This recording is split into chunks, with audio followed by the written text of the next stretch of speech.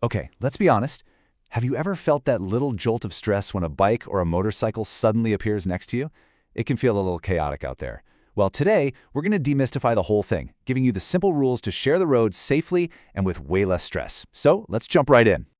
To really get this, we've got to change how we think about it. And the best way to do that is with a really simple analogy. I want you to picture this. You're behind the wheel of your car, but imagine you're the captain of a huge ship. You've got all this steel protecting you, you're powerful, you're stable. Now, all around you are these small, zippy sailboats. They have every right to be on the water with you, but here's the thing. They are so vulnerable to your every move. The wake you create can totally overwhelm them, and your giant hull, well, they can disappear behind it in a blink. That's what it's like on the road every single day. And look, this isn't just some nice, feel-good idea about being a polite captain. This is the law. It's the absolute foundation of road safety. It doesn't matter if you have 2 wheels or 4, you are a vehicle operator, period. You have the same rights to your space on the road.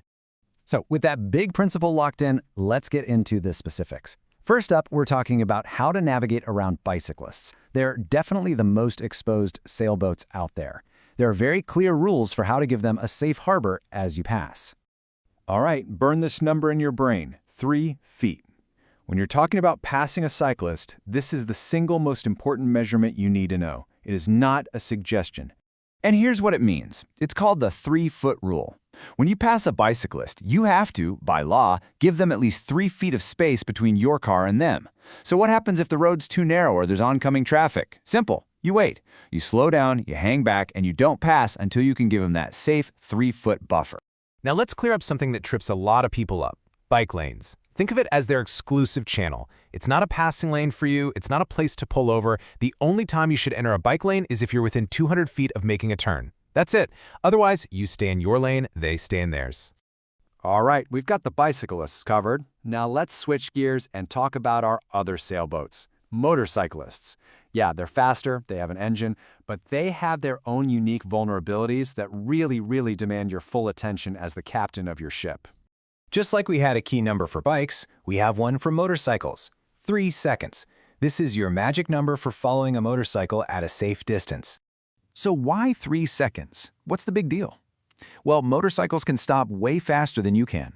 Plus, they're incredibly sensitive to stuff on the road that you might not even notice in your car. A little patch of gravel, wet pavement, a pothole, any of that can cause a big problem for them. That 3-second gap isn't just polite, it's a critical safety buffer that gives you time to react if they have to slam on the brakes or swerve. And this one is huge. I mean, absolutely non-negotiable. A motorcycle has the right to the entire lane, just like your car. The whole thing. You should never ever try to squeeze past them in the same lane. It's called lane sharing, it's incredibly dangerous, and it violates their right to that space. Now, on the flip side, here's something you need to be aware of, especially in California: lane splitting. That's when a motorcycle rides between the lanes of slow-moving or stopped traffic. I know it can look a little startling if you're not used to it, but it's legal here. For riders, it can actually be safer than waiting in line to get rear-ended. So just be aware it happens, and always check your mirrors before you change lanes in traffic. Okay, we've talked specifics for bikes and motorcycles. Now let's zoom out and talk about the universal duties of every captain out there, the fundamental safety habits that protect everyone on the road. Let's go back to our analogy for a second. We know a huge ship has massive areas where a tiny sailboat can just completely disappear from view. So think about your car. Where are those dangerous hidden zones for you? You got it, your blind spots? A cyclist or a motorcyclist is the perfect size to perform a complete vanishing act right over your shoulder. Their slim profile makes them absolute masters of disappearing just as you're about to make a move. And that's exactly why relying on your mirrors alone is never, ever enough. So what's the foolproof way to beat the blind spot? It's making this one simple thing an automatic habit: the physical head check. It's a quick 3-step dance. First, check your mirrors. Second, put on your signal. And third, the most important step: physically turn your head and look over your shoulder. It takes half a second, and it is the single best way to make sure that lane is actually clear. And the captain's job isn't quite done. 2 more quick but crucial things. First, before you or anyone in your car opens a door, look back for cyclists. Seriously, it's called dooring, and it can be devastating for a rider. And second, be aware of your wake. A big gust of wind from a passing truck can be enough to knock a motorcyclist off balance, so always give them a little extra room. Whew, okay, we have covered a lot of water here, so let's pull it all together and bring the ship into the harbor with a final, simple checklist. Your key takeaways to being a safe and responsible captain on the road.